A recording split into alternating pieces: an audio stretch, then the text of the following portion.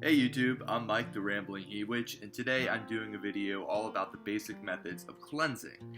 Now you're probably looking at your screen and you're like, Michael, why are you talking about cleaning? I'm very clean. I just took a shower today. I'm even wearing my special deodorant. What are you trying to say? But no, what I'm talking about is energetic and spiritual cleansing. So this is basically when we remove any negativity that is hanging onto our bodies or our spaces, or even the tools that we use. Now, what do I mean by negativity? Essentially, this is any energy that is not helpful to you. This can be stress that you've picked up from school or work, or it can be residual energy from an argument you had in your house last week. It could even just be excess energy that you've picked up from interacting with different people and places throughout your day. The reason we cleanse in Wicca and witchcraft is so that positive energy, the intentional energy that helps us, runs more smoothly and efficiently in our magic and in our lives. So how often exactly should you be cleansing? Really, that's up to you. Personally, when I'm cleansing my body, I cleanse every time I'm about to cast a spell, or perform a ritual, or perform a ceremony.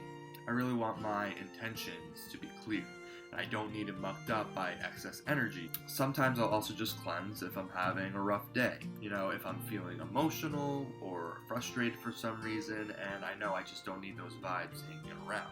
When it comes to cleansing the space, as in my home or my bedroom, usually I try to cleanse at least once a month, especially on the new moon, because the new moon is a great time for cleansing and purification and releasing things that do not serve you.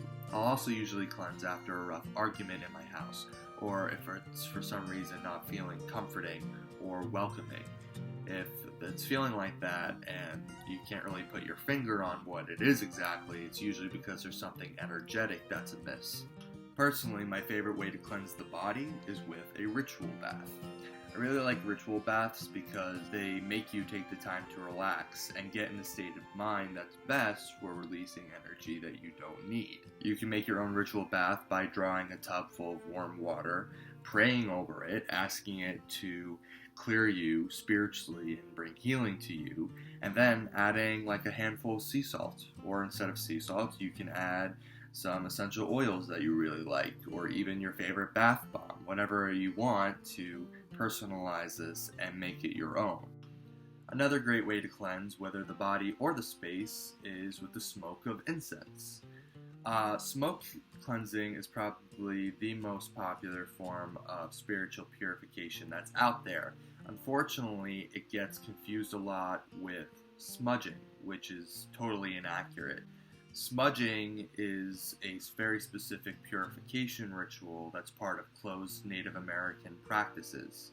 Now, smoke purification is used by cultures all over the world, but unless you are a Native American that knows all the steps and requirement that goes along with a smudging ritual, you can't really call smoke cleansing smudging. Usually when I cleanse with smoke, I use simple incense stick.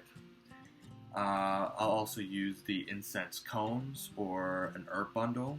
Usually when you go to New Age or witchcraft shops, you'll see those bundles of white sage. Again, this is something that's associated with smudging, and that's one of the reasons it's so popular today.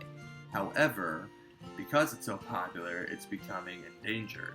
Typically, I try to avoid using white sage unless I know it's been ethically sourced. Otherwise, I can use other types of herbal bundles like lavender, or rosemary, or mugwort, or even just garden variety sage that you get from the supermarket. When it comes to purification magic, there is no shortage in herbal options. So here's how I cleanse with incense. First, I light said incense. After it's lit, I blow it out. And after I see it smoking, I will run the smoke over my body. And I'll say, no negativity stays with me. It is my will, so mote it be. No negativity stays with me. I speak these words to make it flee. I'll just make sure the smoke gets all over. When I'm cleansing a room or a physical space, I'll go to each corner of the room and I'll move around with the incense counterclockwise. And as I move around the room, I'll say hovering fog and smoky air, remove what's foul, and leave things fair. That's kind of a nod to the witches of Macbeth. Now say you can't use incense because maybe someone's allergic or they have breathing problems. That's fine. There are other options. If you watch my water video, then you'll see my method for making holy water.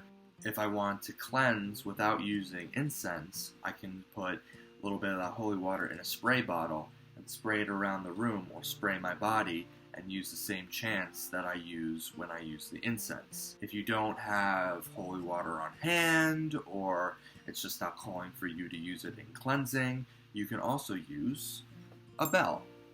In witchcraft, bells are used for their vibrations, either to get the attentions of spirits and deities, or to use those vibrations to clear out the energy in a room, or over a person or an object. If you don't have a bell, that's fine. You can even just hum or use your hands.